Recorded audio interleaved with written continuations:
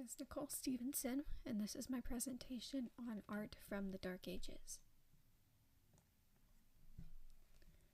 The Dark Ages, between the 5th and 10th centuries, were times filled with stiff cultural norms and no separation between church and state.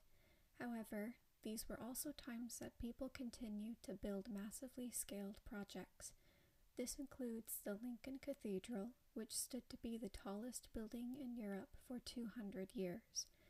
There was still the building of enormous castles and Gothic cathedrals, as well as projects like ARTH's dike. The reason we don't have the names of all artists from the Dark Ages is due to the religious notion that taking credit for one's work was considered arrogant and put oneself above God.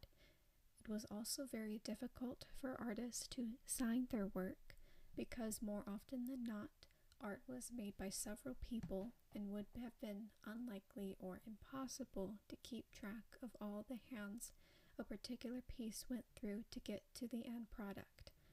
Art was considered a craft just as we view welding and bricklaying today. So why did faces look like that?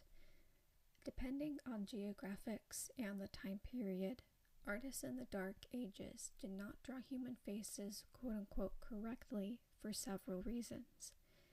In Roman Catholic societies, portraying human figures too realistically was almost seen as a sin, as if such drawings were automatically made into idols. There is also the idea that people simply did not have all the tools at their disposal to know how to draw the human face precisely enough. It's a very complex set of muscles, organs, and bones that differs greatly even between siblings.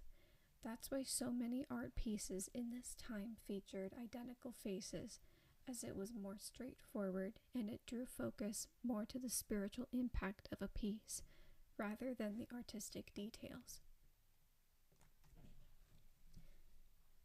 Interestingly enough, in my research, I found that Hungary seemed to stray the most from this kind of art.